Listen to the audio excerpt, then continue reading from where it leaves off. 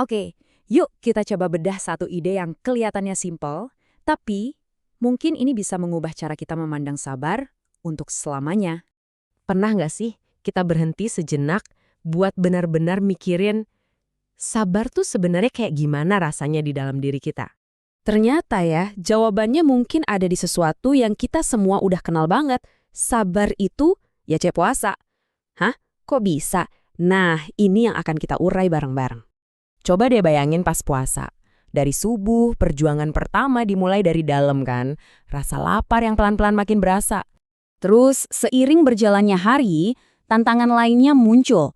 Kita nahan haus, tenggorokan kering, sebuah kebutuhan dasar yang harus kita kendalikan. Dan mungkin ini nih yang paling berat dari semuanya. Perang yang gak kelihatan.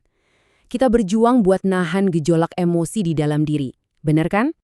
Nah, dengan semua tantangan ini, lapar, haus, emosi, apa sih yang sebenarnya bikin kita kuat buat terus bertahan sampai akhir?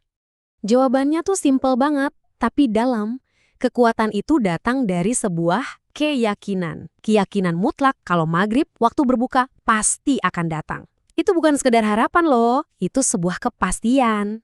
Nah, prinsip inilah kuncinya. Karena pola yang sama persis juga berlaku untuk setiap masalah dan ujian yang kita hadapi dalam hidup. Gini deh, coba kita bandingkan. Baik puasa maupun masalah hidup. Dua-duanya bisa terasa susah banget dan seolah-olah nggak ada ujungnya. Tapi ada satu perbedaan krusial, keyakinan. Saat puasa, kita tahu itu akan berakhir. Nah, tantangannya adalah, bisakah kita membangun keyakinan yang sama kuatnya untuk masalah hidup kita? Karena keyakinan akan adanya akhir inilah yang jadi bahan bakar kita. Inilah yang ngasih kita energi buat terus jalan, bahkan saat rasanya udah paling berat. Artinya kita perlu mengubah cara pandang kita nih. Sabar itu ternyata bukan sikap pasif, bukan cuma sekedar diam dan menunggu.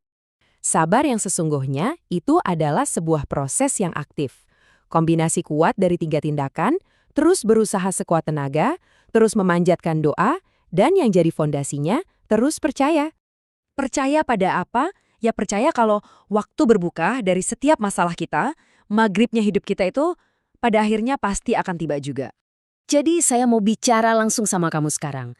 Kalau hari ini, saat ini beban di pundakmu lagi terasa berat banget, Saya mau kamu ingat satu hal ini.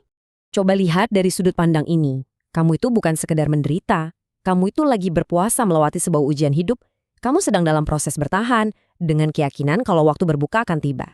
Maka dari itu, bertahanlah ya, tetaplah bersabar, dan terus lakukan proses aktif itu. Berusaha, berdoa, dan percaya.